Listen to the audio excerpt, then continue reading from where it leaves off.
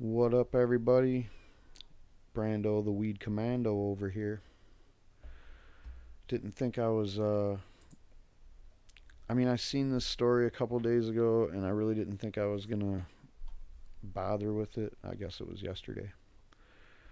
But people keep talking about it, and it's making its rounds on social media, and there's a shitload of back and forth going on with people that are like, there's obviously the animal lovers who are buying into this bullshit, and they're a lot of times animal lovers and cannabis users are one and the same.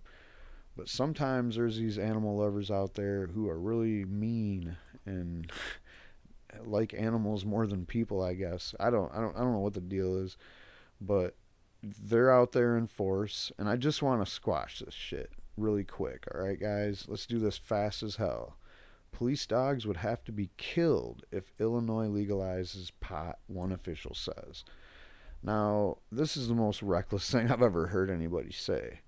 I'm pretty sure it's just the most ignorant. When I first seen it, I just wanted to be like, "Oh my god," I wanted to pull my hair out because this is just so absurd to even make this assertion.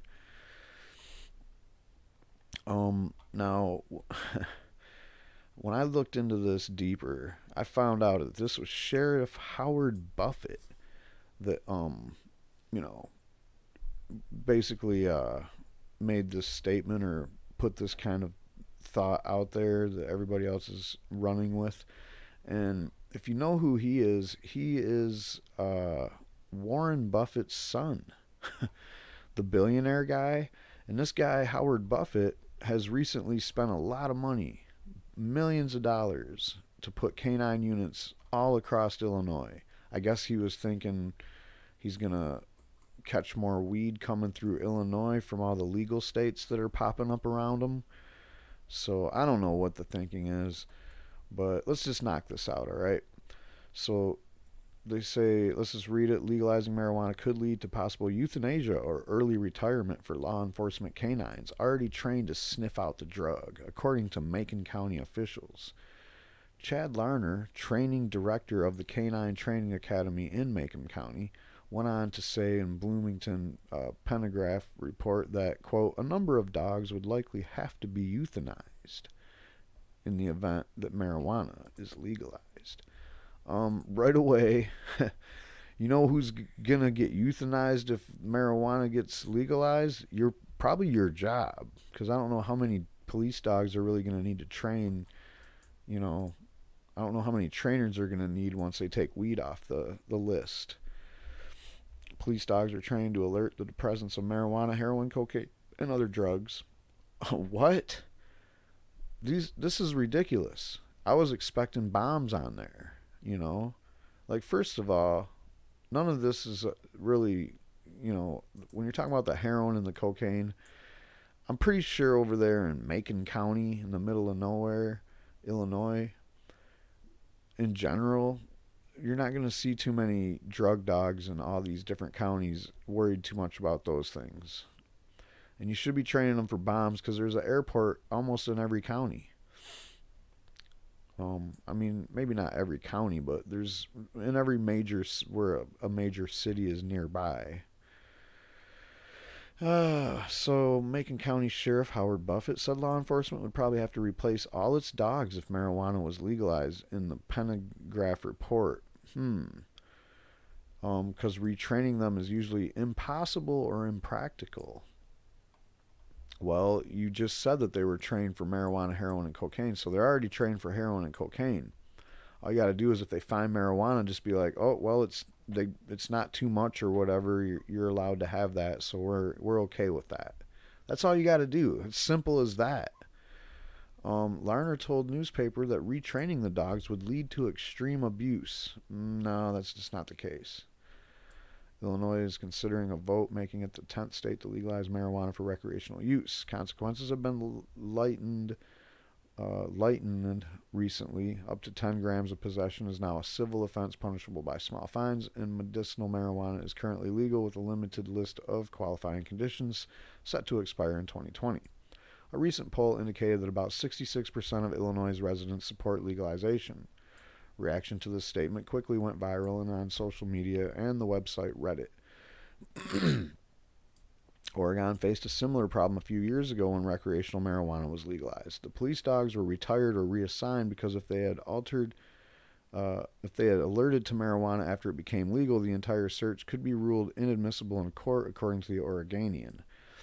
Dogs that could not be reassigned were retired, and new dogs were being trained without marijuana before the law passed, and law enforcement saw the writing on the wall. Of the 150 police dogs working in Oregon at the time of legalization, about 60 were solely drug enforcement dogs, according to the Washington Post. Each dog cost approximately $12,000, including its extensive training. In most cases, the dogs were retired and usually adopted by their handlers. Did you hear that? I mean, that's in the same article that you guys did the talking to the news people about over here on BND, Belleville News Democrat. It's right there. They had that information. So how could you say that you're going to have to euthanize, all these dogs that you're talking about euthanizing? That's just a hyperbolic statement that's designed to, scare people. And I'm sure at one time people might have actually believed something like that. But no, you're not going to get away with that shit in 2018, bro. So Washington State also faced the issue when marijuana became legal in 2015, retiring dogs that could not be retrained, according to the Seattle Times. Large quantities of marijuana are still illegal in Washington, so some police agencies kept the pot-sniffing dogs on staff to help sniff out those quantities, or in investigations of counterfeit currency, which is often found with drug residue. So there you have it. And by the way, like I said, the dogs are also trained for those two things, heroin and cocaine. And I don't see why they wouldn't be trained for meth. That's pretty simple. And by the way, it's also easy to retrain dogs for more things. It's just like playing a game with the dog. And also, you want to train dogs to sniff out bombs. Now, some dogs are better at sniffing bombs out than other breeds of dogs I've come to understand. So that's kind of like, maybe that's got something to do with it, but I'm sure the handlers and people are, that's just not the case. But let's check out what Snopes, not my favorite place to go look at to do fact checking, but sometimes they basically have all you need to know. So basically, the claim that Buffett, but let's see what Buffett's all about. The biggest thing that law enforcement is, you're going to have to replace all your dogs. Now, Buffett, whose private foundation paid $2.2 million in 2016 to support canine units in 33 counties across Illinois. Quote, so to me, it's a giant step forward for the drug dealers and a giant step backwards for law enforcement and the residents of the community. So to him, and just tell me in the comment section if you think I'm being facetious here, but this guy is literally saying it's more important for us to keep drugs illegal, well, marijuana specifically, which 66% of Illinois wants to legalize, but it's more important to not legalize because we want to keep these dogs busy that we just put into play. We need to make arrests, and how are we going to do that if marijuana is not illegal? This is a big fucking game to these people. Like, forget the fact that prison sucks, and for a nonviolent crime, you're generally going to go there and get violated in a violent way.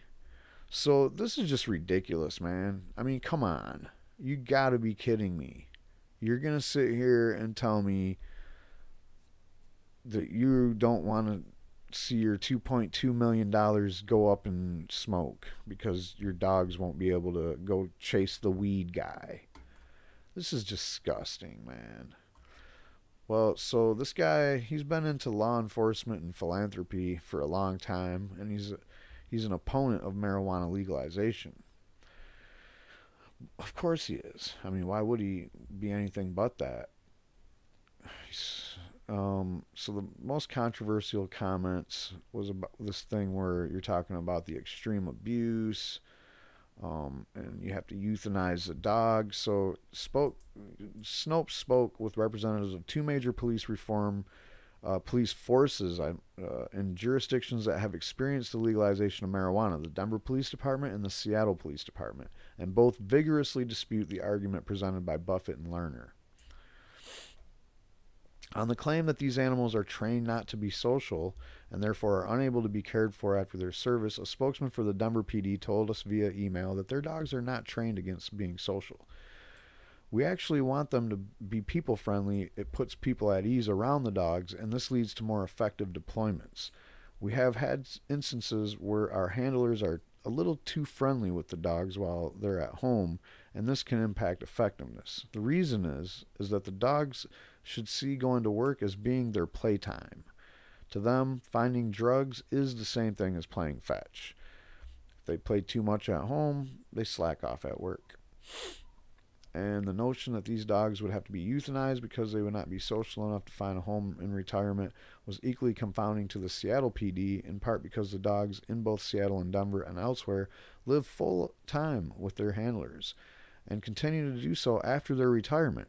Yeah, what do they do over in Illinois? After work, the dog just gets locked in a kennel somewhere or something? Like, what's up with that? How do they treat their dogs is what I would be concerned about. Everybody that's out there like acting like they're the animal cruelty police, hey, you should check the Illinois cops out and see how they're treating their drug dogs, because it sounds like they're the ones that are being cruel to animals. You know, like you got so many drug dogs that you just lock them in kennels every night or something. I don't know, man. It sounds pretty shady. So the Seattle PD spokesman Sean Whitcomb spoke to us by phone telling us, quote, "That's nonsense. The dogs that we would retire would stay with the handler." Like, duh. No, the handler's just going to be like, yeah, euthanize that dog now that we're done using them. No, that's not how it works. The idea that the dogs would require active retraining or would need to be relieved of service if the law changed is also disputed by both departments. The Denver PD told us that they still retain dogs that have been trained prior to legalization. Hello.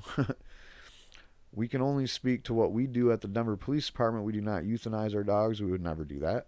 When marijuana was first legalized, we continued to have our dogs trained for odors: marijuana, cocaine, meth, and heroin. Once a dog is trained in an odor, it's very difficult to train them off of it. We continue to utilize these dogs because we still have a booming black market for marijuana. We did begin training with larger amounts of marijuana, 10 or more pounds, and these dogs have been retired. They usually stay with their police handlers and become their family pets. We purchased new dogs, and a couple of these dogs have not been trained on marijuana. So right now, we have some dogs on marijuana and some dogs off marijuana. This works for us depending on the type of investigations we are conducting. Whitcomb, who described the arguments presented by the Macomb County Sheriff as absurd, told us similarly that the Seattle PD does not retain their dogs either, and that they remain part of their force. Retrain, I'm sorry.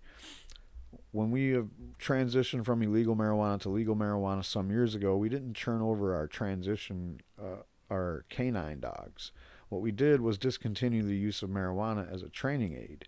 We continue to train our narcotics detection dogs with things like heroin, meth, cocaine. That's what they live for. They get a reward when they successfully find what they're trained to find. When they're trained to do, so when you stop rewarding for hunting marijuana, it ceases over time to be a skill. So basically, if they go to a drug house, they know that they're investigating the drug house for a certain drug, like cocaine. Because it's in the search warrant, dummy. Come on, you're a cop, you ought to know. You don't have a search warrant that just says, oh, we're going to find some drugs at this house over on the corner there. It says specifically what drugs you're supposed to find, or the judge wouldn't sign it. Well, I'm not going to say that, because basically they rubber stamp anything that says drugs on it. So that's basically in a nutshell. Like, they know the dog's not going to go, and even if the dog does find weed, they're like, oh, well, we're looking for this one, right? I mean, it's not that hard, dude. One factual complication to which Buffett alluded is that that a dog previously trained to sniff out marijuana along with other drugs may complicate legal efforts to prosecute people individuals caught carrying legal weed in addition to illegal drugs. The argument is that legal marijuana may be what the dog is indicating to the police, who would then use the information to justify the search, leading to the arrest of an individual for possession of another drug. This argument is especially relevant to California, which recently legalized marijuana recreationally through Proposition 64, made it legal for individuals to use marijuana and grow it for personal use. Specifically states that legal amounts of marijuana and cannabis products don't create the basis for a search, detention, or arrest. A dog that alerts on marijuana could taint an otherwise lawful search that turns up illegal guns or other contraband. There's a strong argument that if one of those 4 odor dogs smells something, it violates the statute. It will be interesting to see how this plays out in court. So, however, the claim that legalization would force drug dogs to be euthanized is bad faith argument rooted in logical fallacies that confound police forces experienced in legalized marijuana. As such, Snopes ranked that shit as false. And I rank it as total bullshit and hyperbolic, like, hysteria, really. And what it really sounds like is it sounds like Howard Buffett just looking after his interests, man. He just spent $2 million to put dogs in 33 counties in Illinois to find marijuana. What is he going to do with all that marijuana? Is he going to try to get his $2 million back? All right, so goodbye. That's all I got on this. I hope everybody can take something away from this, because I'm sure that anybody that spent any time on Reddit or in the comments section on Facebook somewhere reading this, that you probably got mad. I mean, there's probably somebody in there that said the wrong thing, and it's just ridiculous. It's like people care about, dogs more than somebody else that might get caught with a little bit of weed and go to jail. And to the end where Warren Buffett's son is sitting here telling you that it's important that his dogs will be able to keep doing the important work of locking up your fellow neighbors for marijuana crimes. Have a good one.